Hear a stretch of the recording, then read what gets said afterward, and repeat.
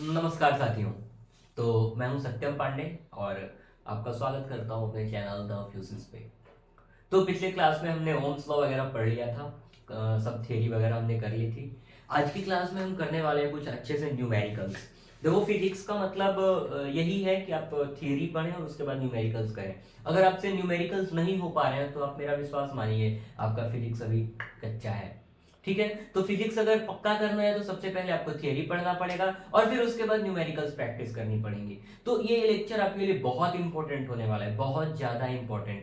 तो ये लेक्चर आप अटेंड करें और लास्ट में एक अपने मन से, अपने ख्वाहिश से एक कविता सुनाऊंगा मैं। तो अभी जब तक हमें तो क्वेश्चंस करते हैं। तो पिछले क्लास में मैं ओवरव्यू देता हूँ पिछले क्लास का कि हमने क्या डिस्कस करा था, ताकि न्यूमेरिकल सॉल्व करने में इजी हो जाए। तो पिछले क्लास में हमने ये देखा था कि जो करंट और पोटेंशियल डिफरेंस है वो इंटरडिपेंडेंट है ना, एक दूसरे पे डिपेंडेंट है। तो डिपेंडेंट होने का मतलब क्या होता है, एक बढ़ रहा है तो दूसरा भी बढ़ रहा है, यानी कि दोनों डायरेक्टली प्रोपोर्शनल है। ठीक है, V is proportional to I। तो अभी इसमें एक प्रोपोर्शनैलिटी कांस्टेंट आता था जिसको हम क्या बोलते थे, रेजिस्टेंस। तो V इक्वल टू फॉर्मूला क्या बना था, I R। तो फॉर्मूला था हमारा V equal to I R। कुछ चिंदी चिंदी से क्वेश्चन अभी कर लेते हैं ताकि हमारा हाथ बैठ जाए, उसके बाद हम थोड़े अच्छे अच्छे क्वेश्चन भी करेंगे। चलो, तो हमारा सबसे पहला क्वेश्चन तो ये होने वाला है कि मान लो ये कोई कंडक्टर है ना, ये क्या है, एक कंडक्टर है। और पिछले क्लास में हमने रेजिस्टिविटी वगैरह की भी बात करी थी, तो उसके भी क्वेश्चंस होने वाले हैं दोस्त। तो ये कंडक्टर है, इसके क्रॉस हम एक पोटेंशियल डिफरेंस अप्लाई कर रहे हैं। क्या कर रहे हैं भाई, पोटेंशियल डिफरेंस। और ये पोटेंशियल डिफरेंस कितने का है, 5 वोल्ट का। पोटेंशियल डिफरेंस कितने का है, 5 वोल्ट का। अब ये पोटेंशियल डिफरेंस आने से इसमें करंट फ्लो हो रहा है 10 एम्पियर। कितना करंट फ्लो हो रहा है दोस्त, 10 एम्पियर। ऐसा यूनिट क्या होता है करंट का, एम्पियर। ये 10 एम्पियर करंट फ्लो कर रहा है। तो हमसे क्वेश्चन में पूछा जा रहा है कि find R equal to what. फिर क्वेश्चन में हमें ये दे दिया कि अगर ये लेंथ जो है कंडक्टर का वो है 5 सेंटीमीटर और इसकी एरिया है 10 सेंटीमीटर स्क्वायर, तो क्वेश्चन फिर हमसे पूछ रहा है, मतलब इस केस में हमें रेजिस्टेंस निकालना है। और ये दूसरा केस है, ये पहला है कि आप इस तरह से रेजिस्टेंस निकालो, और दूसरा है कि आप रेजिस्टिविटी निकालो कि इसकी रेजिस्टिविटी क्या होनी चाहिए। तो रेजिस्टिविटी, वाह भाई वाह, तो ये भी निकाल लेंगे। आप निकालो इसकी रेजिस्टिविटी, कि रेजिस्टिविटी कितनी होनी चाहिए। रेजिस्टिविटी यानी कि रो की बात कर रहे हैं अपन। ठीक है। तो सबसे पहले तो हम सबसे पहले पहले को सॉल्व करेंगे। अच्छा, तो हमें पता है V इक्वल टू क्या हो जाता है दोस्त, V इक्वल टू होता है I इंटू आर। तो V कितना है देखो 5, I कितना है, I कितना है 10 एम्पियर। तो R कितना हो जाएगा देख लेते हैं। तो ये हो जाएगा 5/10 यानी कि 0.5 ओम। तो ये तो हमारा फर्स्ट वाला हो गया। फर्स्ट में हमने रेजिस्टेंस निकाला, कुछ नहीं करा हमने हमने सिर्फ यहाँ पर ओम्स लॉ लगाया है। अच्छा, तो फिर अगला रेजिस्टिविटी कैसे निकलेगा, हमें पता है एक formula, R equal to rho times of L divided by A. अब R कितना निकल के आया है दोस्त, देखो जरा, ये निकल के आ रहा है 0.5। रो हमें नहीं पता, यही तो निकालना है। और इसका लेंथ कितना है कंडक्टर का, 5 सेंटीमीटर। तो इसको मीटर में कन्वर्ट करें, क्योंकि ओम क्या है, एसआई यूनिट है ना रेजिस्टेंस का। तो ये एसआई यूनिट है, तो हमको ये सारी वैल्यूज भी एसआई में पुट करनी होंगी, तभी ये रो भी एसआई यूनिट में आएगा।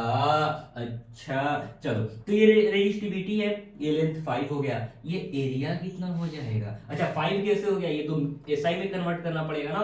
तो ये 5 इंटू 10⁻⁻² मीटर हो जाएगा। तो ये एरिया कितना हो जाएगा दोस्त, कितना दे रखा है 10 सेंटीमीटर स्क्वायर। तो 1 सेंटीमीटर का तो कितना हो जाएगा 10⁻²। अब इसका ये क्या है, स्क्वायर है, इसका क्या है, स्क्वायर है। चलो, तो रो कितना हो जाएगा, रो इक्वल टू 0.5 इंटू, ये सारी चीजों को इधर लेकर जा रहे हैं, इंटू 10 इंटू ये 10⁻², और उसका स्क्वायर कितना हो जाएगा 10⁻⁴ डिवाइडेड बाई, इधर जो भी है उसको नीचे लेकर आएंगे इसके डिनोमिनेटर में, ठीक है, यहाँ 1 के साथ। तो ये कितना हो जाएगा 5 इंटू 10⁻², ठीक है। कोई दिक्कत है तो बताओ। चलो चलो चलो चलो चलो, तो रो इक्वल टू कितना हो जाएगा दोस्त, देखो ये 5 से ये कितना हो जाएगा 0.5, 0.1 टाइम्स गया, गया कि नहीं गया, बिल्कुल गया। तो ये 1/10 लिख सकते हैं क्या अपन, तो ये 0.1 और ये 10 कैंसिल हो गया आपस में। अच्छा ऐसा होगा क्या, हाँ जी। तो ये हो जाएगा 10⁻⁴, और ये डिनोमिनेटर में नेगेटिव है तो न्यूमरेटर में जाके क्या हो जाएगा पॉजिटिव 10⁻²। तो रेजिस्टिविटी क्या हो जाएगी 10⁻²। यूनिट क्या होता है, फिर से यूनिट डिराइव करना निकालते हैं। तो देखो रटना कुछ भी नहीं है, रटना कुछ भी नहीं है, सब लॉजिकल है। तो रेजिस्टिविटी का फॉर्मूला कितना आएगा RA/L। रेजिस्टेंस की यूनिट क्या होती है ओम, एरिया की यूनिट क्या होती है मीटर स्क्वायर, SI की बात कर रहे हैं अपन, और लेंथ की यूनिट क्या होती है मीटर। तो मीटर और मीटर कैंसिल, तो ये क्या हो जाता है ओम मीटर। तो रेजिस्टिविटी की यूनिट क्या होगी 10⁻² ओम मीटर, ठीक है। ये तो हमारा पहला चिंदी बिंदी पिंदी क्वेश्चन था, ठीक है। आगे करते हैं, आगे वाली बात, आगे कुछ करते हैं क्वेश्चन। ये क्वेश्चन थोड़ा ज्यादा इंपॉर्टेंट होने वाला है। क्या इधर सब कुछ अच्छा क्लियर है, let me check, let me check, हाँ क्लियर तो होने वाला है। चलो भाई क्लियर ही लग रहा है मेरे को इधर, ठीक है। अगला क्वेश्चन देखो, इसमें क्या करना है अपने को, स्लोप वाला कॉन्सेप्ट याद करना जो मैंने लिखाया था ना V = IR में, है ना। अगर ग्राफ ऐसा अगर है, मैं एक कॉन्सेप्ट बताता हूँ आपको, पिछले क्लास में डिस्कस करा है वैसे। अगर ये y एक्सिस है और ये I जो है वो x एक्सिस है, तो इसके साथ जो लगा रहेगा ये क्या होगा उसका स्लोप। स्लोप मतलब क्या होता है ढलान, है ना, स्लोप मतलब ढलान। तो इसका ग्राफ कैसा बन रहा था ध्यान दो अगर आप, तो अगर इधर v है और इधर I है, तो ये जो स्लोप देता था वो क्या था, ये वाला जो स्लोप था, ये स्लोप एंटी क्लॉकवाइज, ये हमको क्या मिलता था r देता था, ये है ना, ये क्या देता था हमको r देता था, ठीक है। तो चलो अब क्वेश्चन करते हैं, क्वेश्चन क्वेश्चन क्वेश्चन करें हम तो ढेर सारे क्वेश्चन करें। चलो तो हमारे पास ये 3 कर्व है, कितने 3, ये है पोटेंशियल डिफरेंस का एक्सिस और ये है करंट का एक्सिस। ये है R1, ये है R2, ये है R3। क्वेश्चन क्या है, arrange the 3 resistors in their increasing order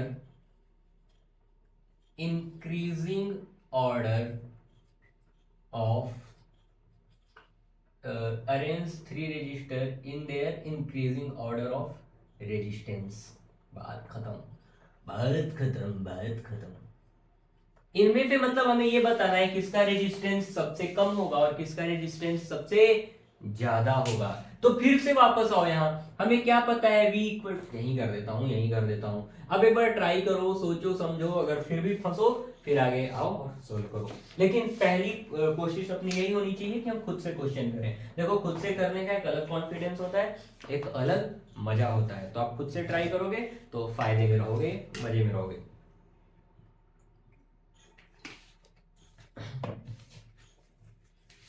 चलो ठीक है, करता हूं मैं, उम्मीद करता हूं आपने ट्राई करा होगा। पॉज करके ट्राई करो फिर करते हैं। चलो स्टार्ट करते हैं। तो ये R1, R2 और R3 है। ग्राफ किसका है, V वर्सेस I का, है ना, V वर्सेस I का। मतलब Y के जगह पे कौन है V और I के जगह पर कौन है, सॉरी X के जगह पर कौन है I, यही है ना। अब इसमें सोचो, ये पहले इस मेथड से बताता हूं, फिर एक दूसरा मेथड भी बताऊंगा। पहले इस तरीके से सोचते हैं। इस तरीके से अगर हम देखें तो फॉर्मूला क्या आता है V = IR। तो ये हो गया y एक्सिस और ये हो गया x एक्सिस। और स्ट्रेट लाइन का इक्वेशन क्या होता है y = mx। y equal to M into X. तो ये m की जगह पर कौन आ रहा है दोस्त, ये m की जगह पर कौन आ रहा है, r, है ना, m की जगह पर कौन आ रहा है, r। मतलब अगर m ज्यादा है इसका मतलब क्या होगा कि स्लोप ज्यादा है, यही ना। अगर स्लोप, ये m क्या है, स्लोप ही तो है। ये मान लो एक दूसरा रेजिस्टेंस है, इसका कुछ स्लोप इतना है, अब ये स्लोप बढ़ गया, फिर स्लोप और बढ़ गया, फिर ये स्लोप एकदम ये tan 90 हो गया, मतलब 90 डिग्री एंगल हो गया ना इसका, ठीक है।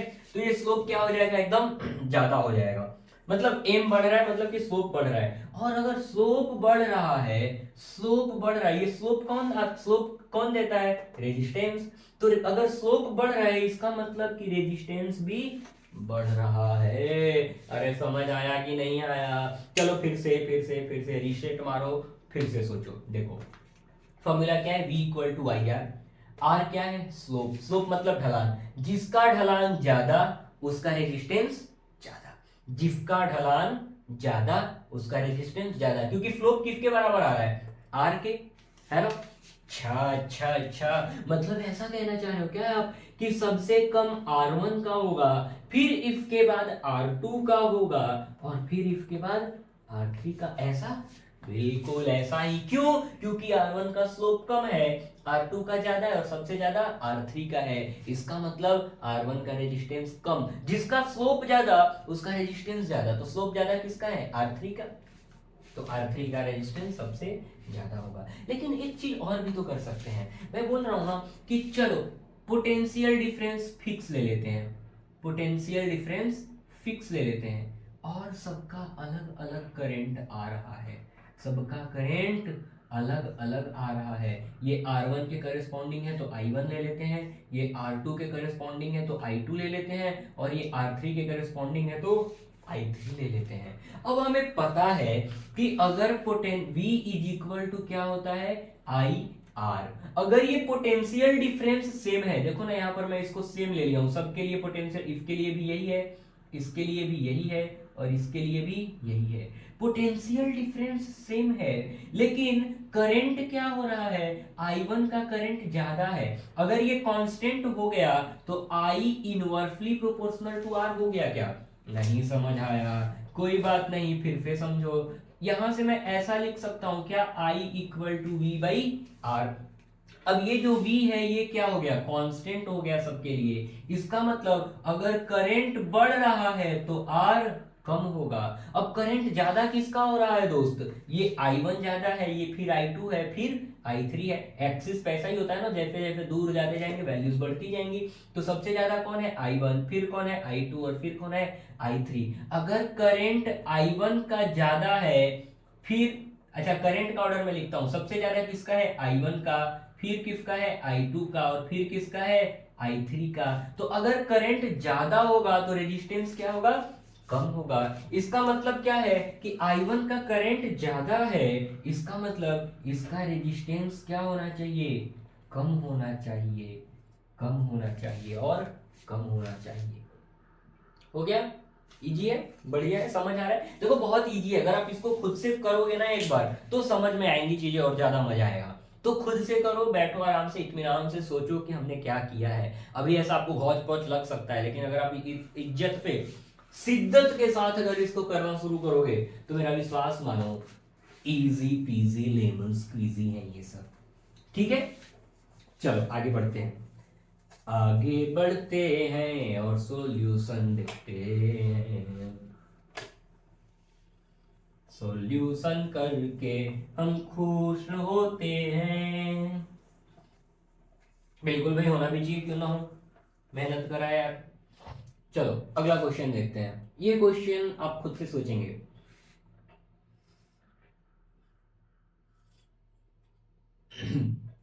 ये क्वेश्चन आप खुद से सोचेंगे।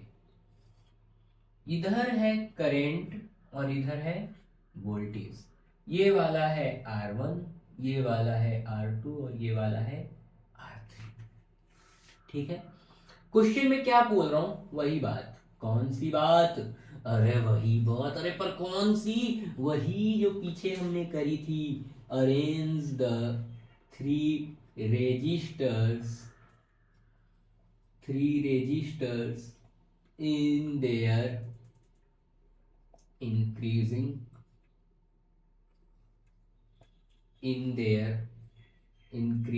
order of resistance।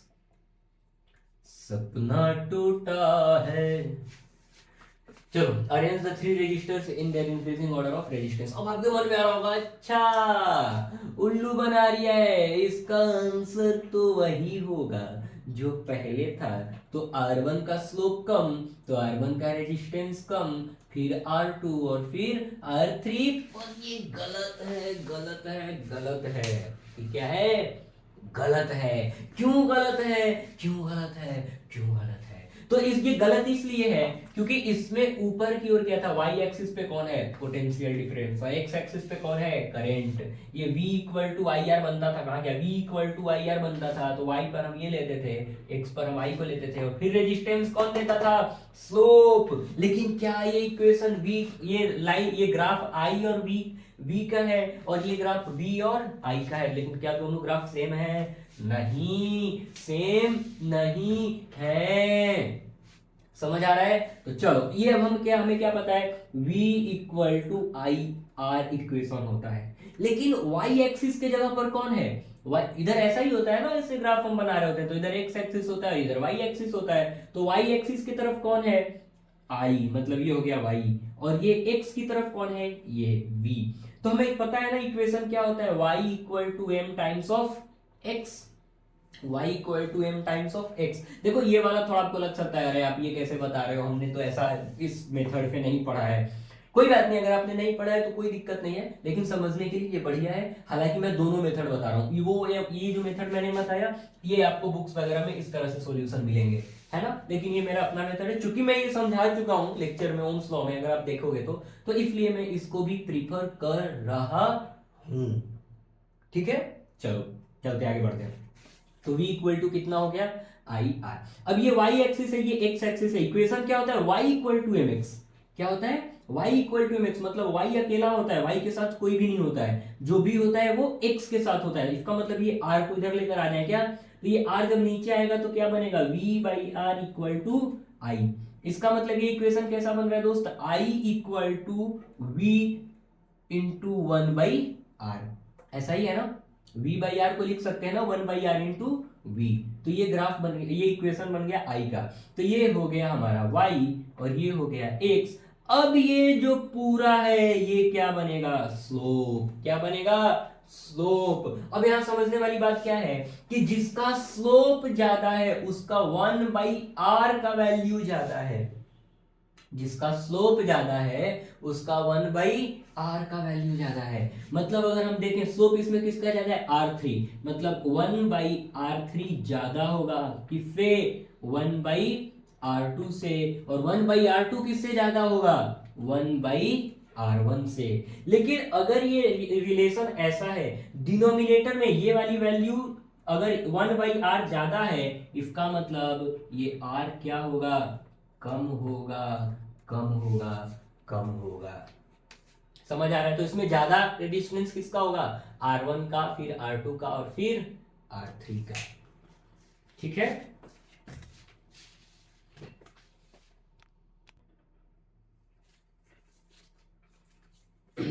चलो भाई। तो अगर आप यहां कंफ्यूज हो रहे हो कि अरे R3 बड़ा है तो वन बाई R3 छोटा कैसे होगा, तो मैं आपको एक एग्जांपल देता हूं। मान लो कि R3 है 100, R2 है, R3 छोटा होना चाहिए ना, R3 को 10 ले लेते हैं, R2 को ले लेते हैं 100, और R1 को ले लेते हैं 1000। अरे अरे अरे क्या कर रहा हूँ, R1 को ले लेते हैं 1000। तो मेरे दोस्त देखो, 1/R3 की वैल्यू कितनी हो जाएगी? 1/R3 का मतलब 1/10, 1/10 यानी कि 0.1। 1/R2 देखो कितना हो जाएगा? 1/R2 कितना हो जाएगा? 1/100, 1/100 यानी कि 0.01। और 1/R3 कितना हो जाएगा? 1/1000, 1/1000 यानी कि 0.0001। सही है? समझ आ रहा है? तो ये अब देखो, अगर इनमें से कि सबसे बड़ा कौन है? अरे R1, R3, R2 और R1 हो जाएगा ना ये, तो R1, 1/R1। अगर आप इसमें देखोगे कि सबसे बड़ा कौन है, तो सबसे बड़ा कौन है? देखो 1/r3 0.1, 1/r2 0.01, 1/r1 0.001, ठीक है, 0.001 होगा। चलो चलो चलो, मैथ्स भी टेस्ट हो जा रहा है इसमें, ठीक है। तो ये ऐसा हो जाएगा। तो अगर आप इसमें देखोगे सबसे बड़ा कौन है, तो 1/r3, क्यों, क्योंकि 0.1 है, ये 0.01 है, 0.001 है, तो ये 1/r3 बड़ा हो रहा है। लेकिन एक्चुअली बड़ा कौन है, r3, r2 और r1। r3 10 है, r2 100 और r1 1000 है, मतलब बड़ा तो r1 है। अगर r1 बड़ा है तो इसका जो रेसिप्रोकल होगा वो क्या हो जाएगा, छोटा हो जाएगा। समझ आ रहा है? तो इसी वजह से मैंने इस चीज को लिखा है। अच्छा, तो क्या इतना लॉजिकल? जी ये तो मैथ्स है, इसमें तो फिजिक्स है भी नहीं। चलो, मतलब इस अभी तक तो हमने ये y इक्वल टू mx वाला स्ट्रेट लाइन के इक्वेशन हमने कर लिया है, लेकिन अब स्टैंडर्ड तरीका से करते हैं। मैं बोल रहा हूं ना कि चलो करंट को सेम कर देते हैं। करंट क्या करते हैं, सेम करते हैं। तो यहां इसके करेस्पॉन्डिंग एक वोल्टेज आएगा, V3 मैं लिख रहा हूं क्योंकि R3 का है। ये R2 के करेस्पॉन्डिंग एक वोल्टेज आएगा, इसको मैं V2 लिख रहा हूं। और R1 के करेस्पॉन्डिंग एक वोल्टेज आएगा जिसको मैं V1 लिख रहा हूं, V1 लिख रहा हूं। अब क्या कहता है equation, V equal to I R, ये मेथड 2 है, इसको मेथड 2 कर लीजिएगा आप लोग। सिंस V इक्वल टू क्या हो जाता है, आई आर, है ना। अब देखो करंट तो सेम है, करंट क्या है, सेम है। तो अगर करंट सेम है तो V डायरेक्टली प्रोपोर्शनल हो गया क्या R के, ये तो सेम है ना, ये करंट क्या है, सेम है। तो V क्या है, डायरेक्टली प्रोपोर्शनल है R के। यानी कि अगर V बढ़ेगा तो R भी बढ़ेगा, और V घटेगा तो R भी घटेगा। यही होता है ना इसका मतलब। तो डायरेक्टली प्रोपोर्शनल का एक बढ़ेगा तो दूसरा भी बढ़ेगा, और एक घटेगा तो दूसरा भी घटेगा, ठीक है। अच्छा, ऐसा होगा, हाँ जी ऐसा ही होगा। चलो अब आगे बढ़ते हैं। V प्रोपोर्शनल हो गया R के। अब किसका V ज्यादा है, 1 का ज्यादा है, यानी कि V1 ज्यादा है, फिर V2 है, और फिर V3 है, फिर V3 है। इसका मतलब V1 किसके करस्पॉन्डिंग पोटेंशियल डिफरेंस है, R1 के। अब डायरेक्टली प्रोपोर्शनल है, अगर ये ज्यादा है तो रेजिस्टेंस भी ज्यादा होगा, मतलब R1 ज्यादा होगा R2 से, और फिर R2 ज्यादा होगा R3 से, ठीक है। समझ आ रहा है आपको ये सब? उम्मीद करता हूं ये सारी चीजें आपको अच्छे से, बहुत बढ़िया से समझ आ रही होंगी, ठीक है, ओके। चलो अब एक और क्वेश्चन, एक और तरह के क्वेश्चन इसमें पूछे जाते हैं, हम उसको भी करते हैं। चलो एक बार फिर से अजनबी बन जाए हम दोनों, टिल डिंग डिंग डिंग डिंग डिंग, टिल डिंग डिंग डिंग डिंग डिंग। न मैं तुमसे कोई उम्मीद रखूं दिल नवाजी की, न तुम मेरी तरफ देखो गलत अंदाज नजरों से।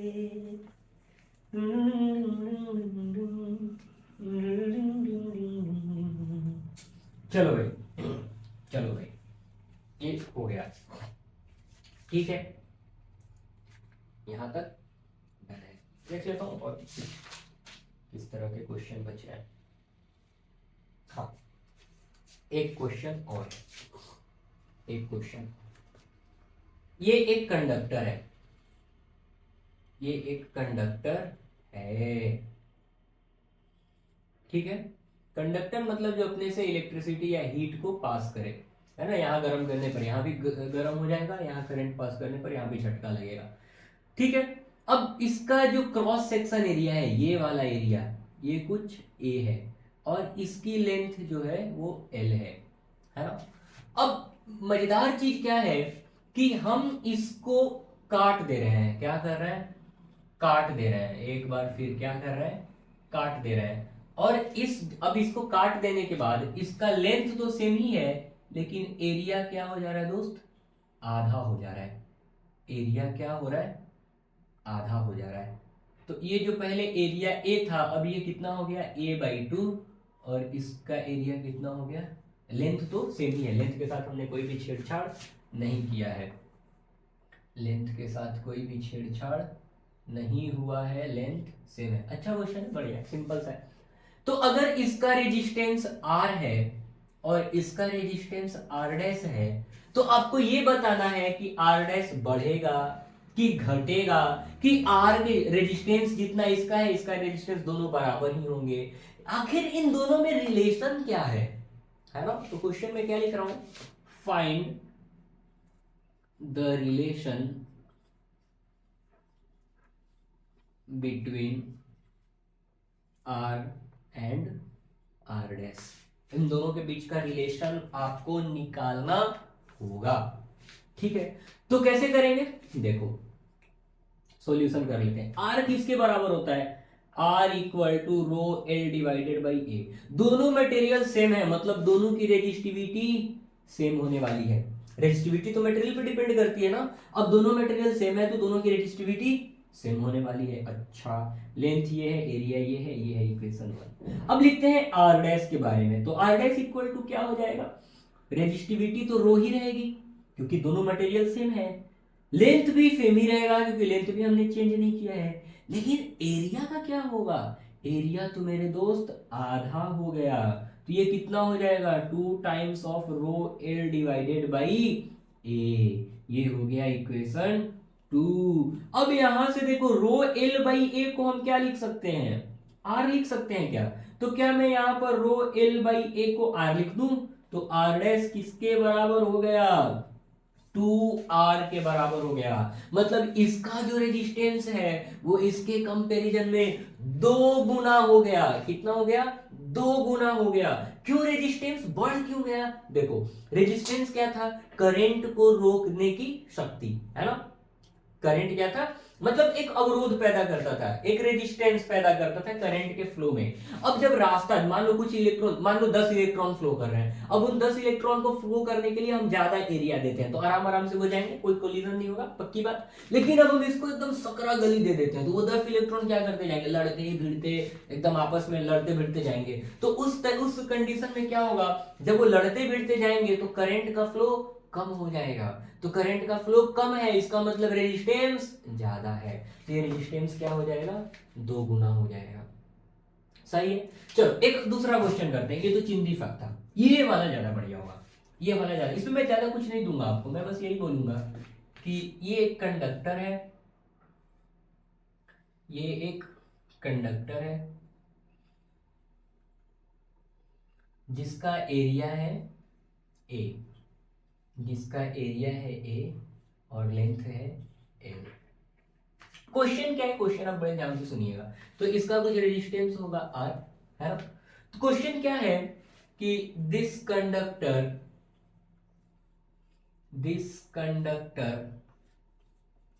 Is melted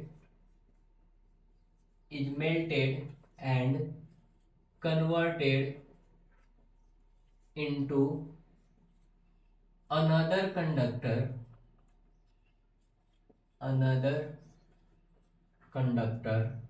and converted into another conductor of cross section area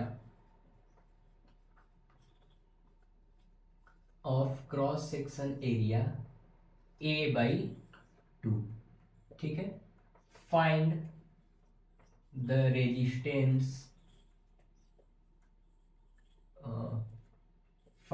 resistance of new conductor in terms of old one. ठीक है, इसको क्या किया गया है, मेल्ट किया गया है और मेल्ट करके कन्वर्ट कर दिया गया है दूसरे कंडक्टर में। किसमें, दूसरे कंडक्टर में। और इसको कुछ इस कदर किया गया है कि इसका एरिया क्या हो गया, आधा हो गया, A/2 हो गया। तो अब जो नया कंडक्टर बनेगा ना उसका आपको रेजिस्टेंस निकालना है। ठीक है, थोड़ा सा आपको सोचना पड़ेगा भाई, इस क्वेश्चन में थोड़ा सा सोचना पड़ेगा बस। तो देखो क्या होगा, अब इसकी कुछ वॉल्यूम होगी ना, इस कंडक्टर की क्या होगी, कुछ वॉल्यूम होगी, और हम बोल रहे हैं इसी को मेल्ट कर रहे हैं और इसी से दूसरा कंडक्टर बना रहे हैं, तो वॉल्यूम चेंज हो जाएगा क्या, वॉल्यूम चेंज नहीं होगा, वॉल्यूम तो सेम ही होना चाहिए। तो इस केस में क्या हुआ, क्यों क्यों हम ये बात क्यों सोच रहे हैं वॉल्यूम वाली बात, क्योंकि जो नया कंडक्टर, चलो मान लो मैं ये एक कंडक्टर बनाया, ये एक कंडक्टर बनाया, इसका जो एरिया है वो शुरुआत इस वाले का आधा है, क्रॉस सेक्शन एरिया ये है a/2, इसका तो लेंथ l है, क्या इसका भी लेंथ l ही होगा?